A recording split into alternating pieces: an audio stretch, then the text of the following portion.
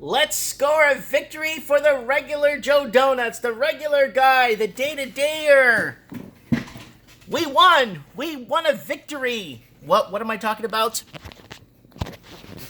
Or is it a short-lived victory? Man versus the institution with Mike Martins. Bank accidentally deposits 120 large in a couple's account. They spend most of it, then get charged with theft. Okay, I'm going to read this back to you in case your ears don't believe what you just heard. Bank accidentally deposits 120 large in a couple's account. They spend most of it, and then get charged with theft. Can't the couple charge the bank for depositing money in their accounts which wasn't theirs? I know it sounds weird, but can't the bank counter and say, well, you put the money in.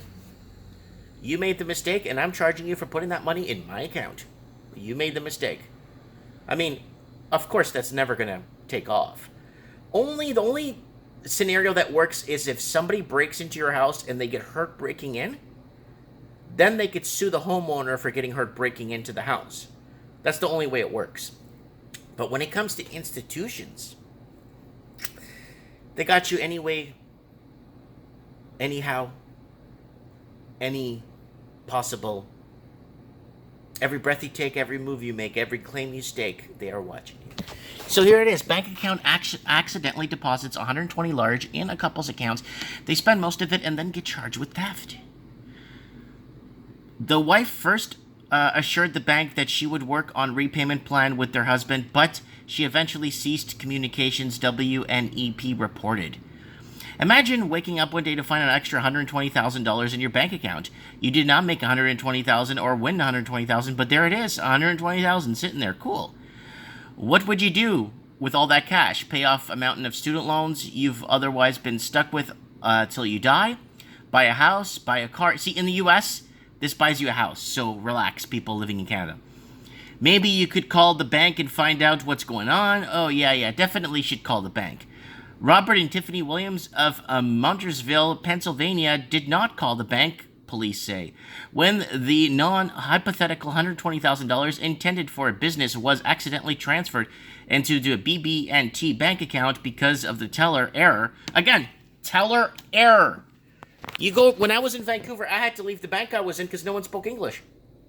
Nobody. And I said, alguien aquí habla español? Nobody speak español. And then tem gente aqui que fala português. Nobody speaks Portuguese. So it's Mike, who speaks those languages anyway? They're the American languages. The official language in South America is Portuguese with 208 million speakers. The second biggest language the biggest language in Central America is Spanish. And 190 million people in America speak Spanish. Okay, I speak all the American languages minus French because no one speaks it. But to be really frank with you, it's like I had to change banks. I literally had to change banks. You know what I'm saying? So bank teller error. Why don't they go after the bank teller for this? Because the bank teller made the mistake, plain and simple. It gets back to that. But no, they can't. Because just simply firing a bank teller won't make things better. The couple splurged on a camper, a Chevy, and a race car? Okay. State Trooper Aaron Brown told Williamsport Sun-Gazette authorities say they distributed $15,000 to friends who needed the money. Steal from the rich and give to the poor. But they didn't steal. They were given from the rich and distributed to the poor.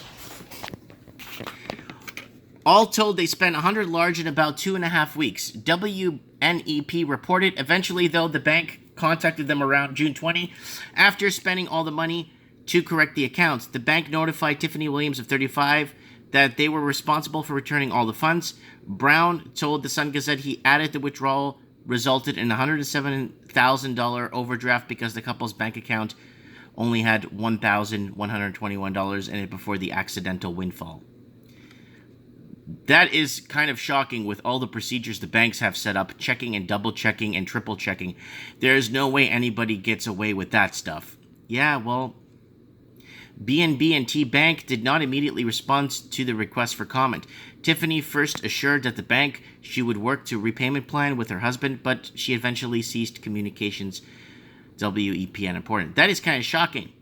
We went into that. And then the couple now face a felony charge of theft, receiving stolen property. Court records show they appeared in court last week and posted bail of $25,000 each. The Pennsylvania State Police could not immediately comment on the case, Washington Post.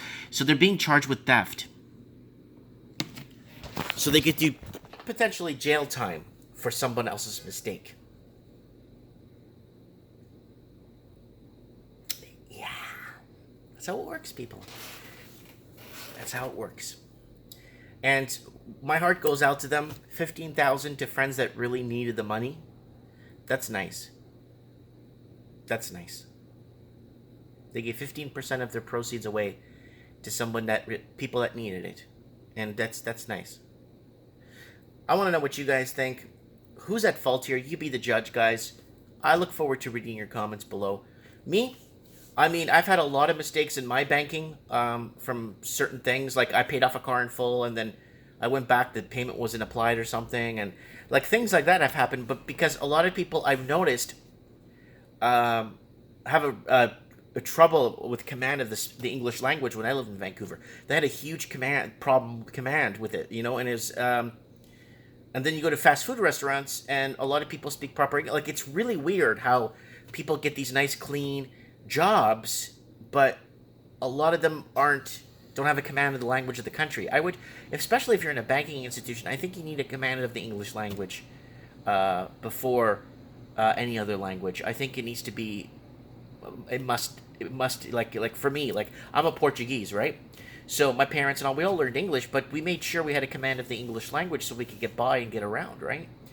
And I do speak Portuguese to my parents, my family, and stuff. I do speak Spanish to my friends, you know. I lived in Miami. I lived in Mexico for 2 years. So I know I have a command of that language too. But it's scary, and how somebody could easily make a mistake like this, and it could actually destroy the rest of your life and even face jail time. Comment below. Let me know. Thanks for watching.